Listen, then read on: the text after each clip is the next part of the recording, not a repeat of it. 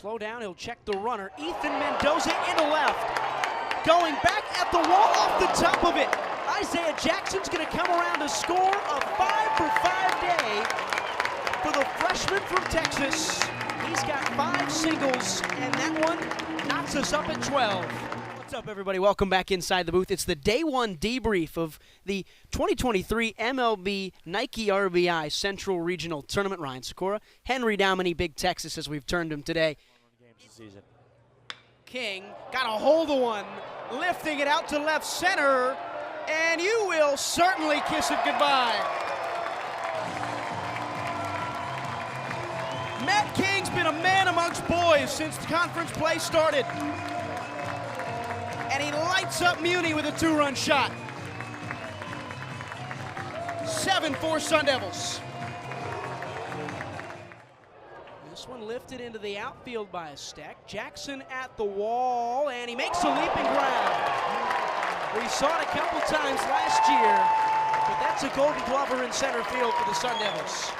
We had the baseball games for you today. 5 of them. It was a lot. We're tired. We're trying to get going, but 7-1 winners in that contest yesterday. 5-1 winners today. Credit where credit's due. The best team won today. They got it done when it mattered most, and guess what? They're headed to Dodgertown to play in the World Series. 26, and Williams flies one out to right center. At the wall, keeps on tracking a home run. Second of the weekend for the San Francisco transfer, Harris Williams. And we're a swing of the bat away from this one being tied up. They're on top of the standings. We'll see what's in store for them. It's only Friday, Saturday, maybe Sunday for the Twins still to come. Back for the home half, Arizona State will come in down 2-0 here early from Phoenix Municipal Stadium. They make some moves to the defensive side, but the lineup's going to stay pretty much the same, Kevin Malater. Yeah, and this is a lineup here that is raking 1 for 9. The only addition to the lineup is Brody Biggs with Josiah Cromwell getting the game off. But the key player to watch, Isaiah Jackson. Those are his numbers from this series in that top line. He's 5 for 8 with the home run, 6 RBIs. He's up to 39 on the season. He's nearing that 300 spot. And he started this weekend in the 9-hole as well. And William Bloomquist talked about how it wasn't a disrespectful thing to Isaiah Jackson. He just said, that's just the way our lineup works, and we need someone who can able to flip the lineup card over for the guys at the top to come through, and they've had this weekend. They'll face Zane Petty for Texas Tech, making his 10th appearance for the Red Raiders. Yeah, junior out of Texas, 6'1", $165, 35 1/3 innings of work. 4-pitch pitcher, fastball, curve, slider, cut.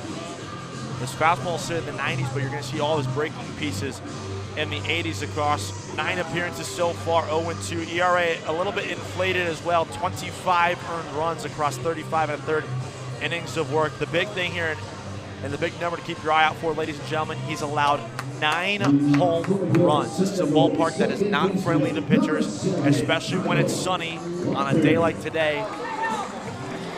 And I think that's a big storyline here in an ASU offense that last year hit a lot of home runs, trying to find the long ball part of their game in the recent weeks. This could be a good day for them, given they're playing a fly ball pitcher. Leadoff man is the second baseman, Kyle Walker. Swings at the first one he sees and rifles one into the gap. That's going to get through the alley, and Walker's going to turn for 2. And a stand-up double for Kyle Walker to lead things off for ASU. He's been a man on fire since moving into the leadoff spot. What's a number in terms of the drop-off on the velocity? He's a typical 92, 96 sitter, is Hewer. So what's the number that you're saying, hey, I don't know if this is the right go? I mean, right now, given that we're only in the second inning, I'd say 92, 91 is the number that I'd be concerned about. Granted, every guy will tell you, every pitcher will tell you that in these warm-up tosses, you're not throwing your best stuff. You're never going to. I mean, my high school coach always said, hey, whatever you do in warm-ups, don't throw your arm out in warm-ups. Save it for the actual batters. All right, then. Back to baseball. None gone in the second. Vu watches one go inside.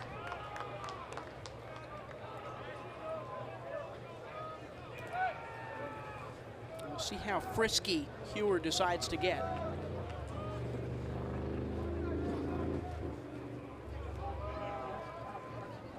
1-0. Breaking ball back inside for a strike. That's a good sign, though. I think the fastball command, big. Breaking ball, though, is going to be even bigger here as well. there's only so much you can do, but because especially with some of these breaking balls, depending on how different pitchers throw them, a lot of them will flick the wrist, will use their legs a lot to generate the power and help create that spin.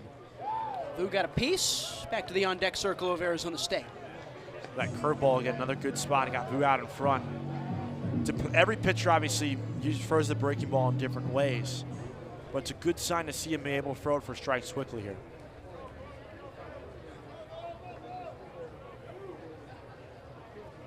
Runner on first is Compton. 1-2 to Kien Vu. Up the gut. Hewer tries to make a play at it. It's going to fall into the glove of the shortstop. And both runners will be safe for the Sun Devils. Hewer got out of the way a little quicker on that one. Redirected the ball right to the shortstop, Coleman Ryan. Honest with let that ball go through. If I'm Hewer there in real time. I think that's a ball that you gotta let your middle infielders have. I know Vu runs well, but you can at least try to get the lead runner if he lets that go straight through. Nice job by Keane putting the ball in play though with 2 strikes. Yeah, it's a tailor-made, at least fielder's choice at second base there with the way the angle that Ryan, the shortstop, originally was taking to kind of cut off the angle there back up the middle. We'll like to see Hewer let that ball go through. Hard-hitting righty Josiah Cromwick is in. And they'll try another pickoff at second. Safely in there is Compton. Remember in the first they got Kyle Walker. He was a lot further off the bag, to be fair. And Walker looked like he was starting to head to third first, and Hewer just got him on the backside. Cromwick showing bunt. A lot of power on his bat. Well knocked, first base line. Catcher's going to play it. Out goes Cromwick. He advances both runners. Good coverage by the pitcher, Hewer, at home plate to make sure that Compton couldn't go for the first run of the game. Yeah, that's textbook all the way around. Textbook bunt there from Josiah Cromwick. That's what they were trying to do, in my opinion, the first time with Landon Harrison, at least before Walker successfully stole second base. Gets the ball down and gets the bat squared around in time. More importantly, though, he got on top of the baseball right there. So many hitters at the collegiate level get underneath the baseball and pop it up. There's a nice job getting his bat on top of that baseball, drives it right in the ground, advances both runners 90 feet. 1 out in this inning. Jackson, check swing on the first. They gave him a strike. Ball got underneath the catcher's mitt of Maxey. Runners will stay. 2 in scoring position with 1 gone for the Sun Devils. Isaiah Jackson, who is not your stereotypical 9-spot hitter.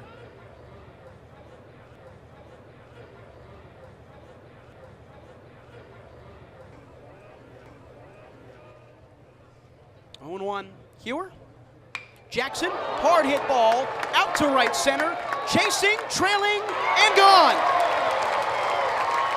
Isaiah Jackson sends one deep at Phoenix Muni.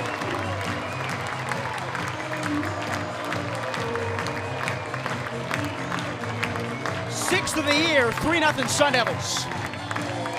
How many number 9 hitters do you see in college baseball doing that? That is raw strength to the power alley here at Phoenix Muni. Hewer hung a curveball right over the heart of the plate, and that's Jackson taking him yard. Like you said, home run number 6, RBIs 34, 35, and 36 for the Arizona native. That's big as well for ASU, cashing in with a pair in scoring position. Jackson now 19 for 49 on the year with runners in scoring position. That's a shade shy of 400. Back to the top with Kyle Walker. A strong start for Arizona State in this must-win series for the Sun Devils, a Thursday, Friday, Saturday here on Easter weekend.